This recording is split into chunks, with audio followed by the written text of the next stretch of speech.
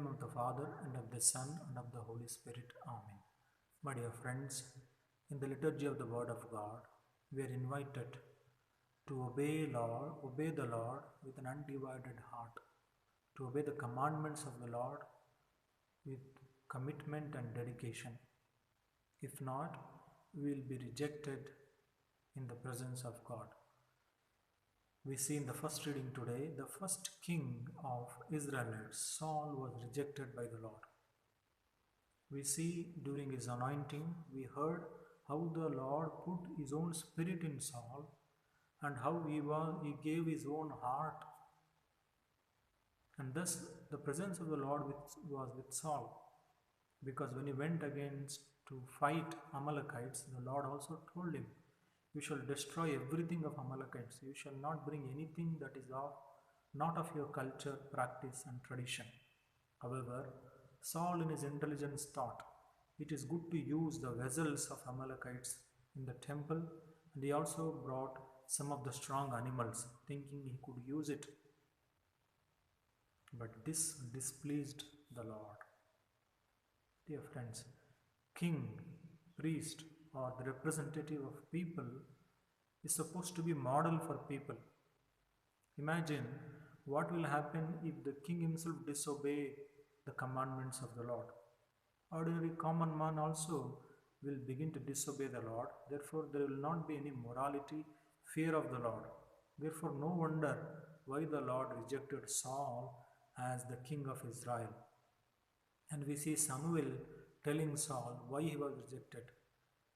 It is better to obey the Lord than to offer sacrifices to him. Obedience to the voice of the Lord is better than burnt offering.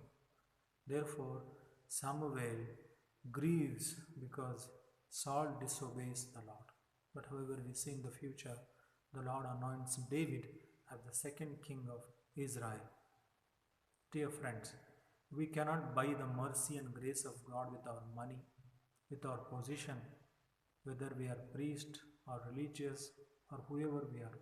We cannot buy the grace of the Lord by our own merits, but it is in radical obedience to the voice of the Lord, who calls us to avoid evil and to do good, who calls us to be good and to do good, in humility of heart. When we obey the voice of the Lord, who calls us to do good and to shun evil, then we acquire the grace of the Lord. Therefore, it is not by merit or measure we obtain the grace of the Lord, but by radical surrender to the voice of the Lord. Such persons are new creations. In the Gospel today, our blessed Lord speaks to the people, saying his teaching makes a person new.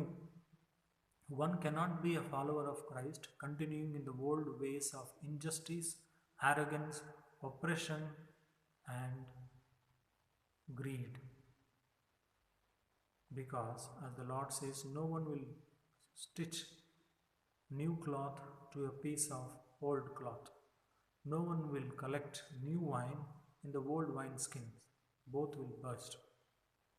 Therefore, the teachings of Jesus is to be accepted with an open heart and a willingness to change, so that it may reform the person, it may revolutionize the society.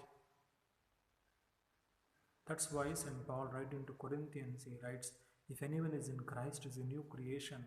The old order has gone and the new order has already begun." That is the power and the message of Jesus Christ, which will radically transform the person.